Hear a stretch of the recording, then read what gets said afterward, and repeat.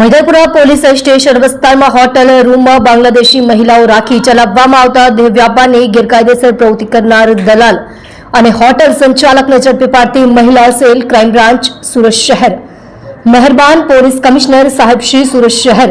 તથા મહેરબાન અધિક પોલીસ કમિશનર સાહેબ શ્રી ક્રાઇમ તથા નાયબ પોલીસ કમિશનર શ્રી ક્રાઇમ નાઓની સૂચના અને માર્ગદર્શન હેઠળ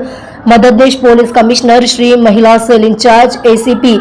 AHTU તથા મહિલા ગુના નિવારણ શાખા IUCAW તથા મૈદરપુરા પોલીસ નાઓની સંયુક્ત ટીમ દ્વારા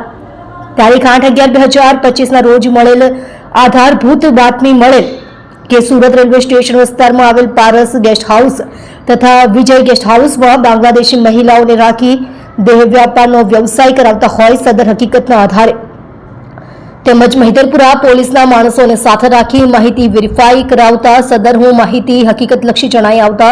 સંયુક્ત પોલીસ ટીમ દ્વારા સુરત સેન્ટ્રલ રેલવે સ્ટેશનની નજીકના વિસ્તારમાં આવેલ પારસ ગેસ્ટ હાઉસ તથા વિજય ગેસ્ટ હાઉસમાં એક સાથે ચાલતા ગેરકાયદેસર દેહ વ્યાપારના વ્યવસાય પર રેડ કરવામાં આવેલ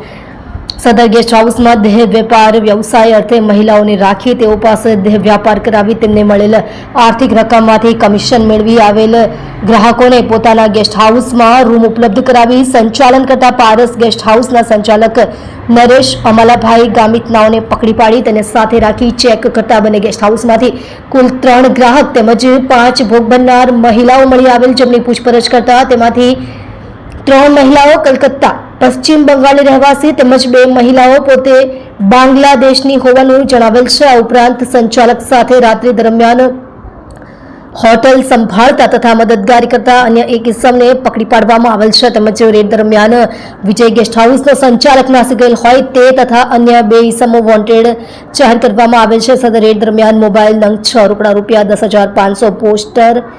condone, Paytm, QR code, phone pay, QR code, hotel register મળી